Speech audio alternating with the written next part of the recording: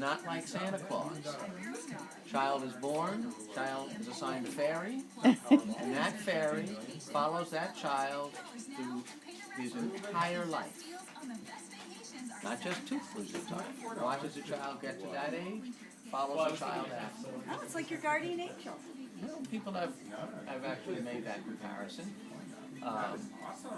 But because the Tooth Fairy only takes care of you, it's only your personal interest the fairy has at heart. So it's a being you can trust. If the fairy tells you, you got to straighten up your act, you can take it seriously because there's no secondary motive there. You know, if the Tooth Fairy says, you did great in school, keep it up, you can feel good about that. So you can use it any way you like. And what the book is, it's 2 books.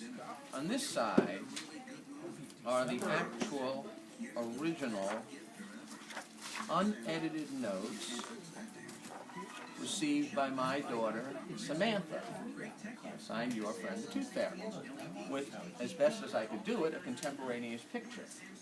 But I made my book, I put it together about 30 plus years after the notes were left. Keeping track of the notes that the Tooth Fairy left on all those years was not easy, and finding a contemporaneous photograph was even harder.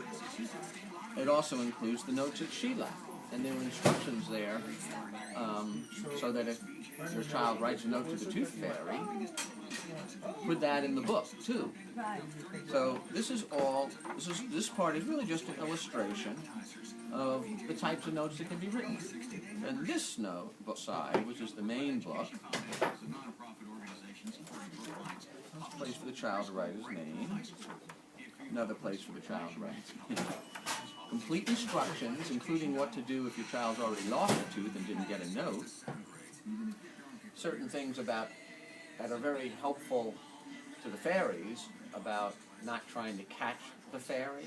Oh, yeah. Not a good thing to try to catch a fairy. They don't like it. Yeah, they could really do So this is sort of all explained in there. Excuse me, are they male or female, the fairies? Or they... Fairies are all girls. Fairies are all girls? Okay. Yes, Okay. they're all girls. But fairies are for boys and for girls. Okay, good to know. Yes. So when we say refer she, we are correct. It's Yes, it's she, yes. It's a little harder when you're trying to say the recipient, his or her, or he or she. I use the grammatically correct he. Anyhow. So the rest of the book is really just an album. It's a set, every kid has 20 deciduous teeth to lose. Those wisdom teeth that got pulled don't count. And although you might be able to negotiate with a fairy for them, I don't know.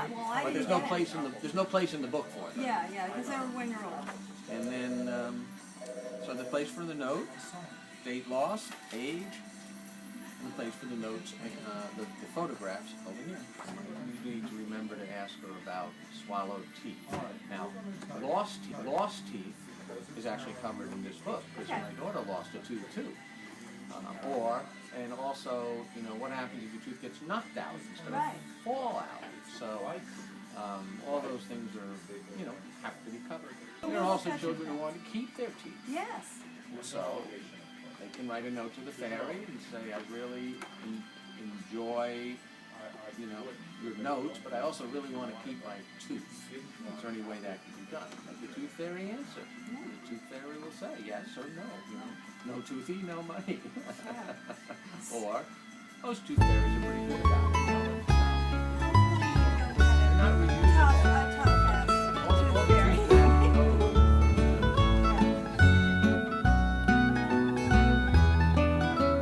Puff the magic dragon lived by the sea and frolicked in the autumn mist in a land called Honolulu.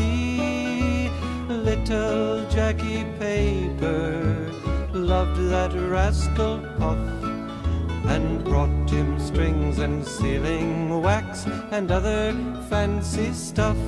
Oh, Puff the magic dragon lived by the sea and frolicked in the autumn mist in a land called Honolulu.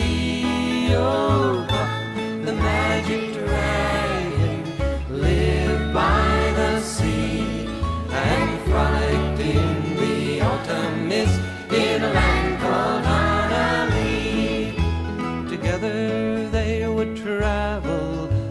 on a boat with billowed sail.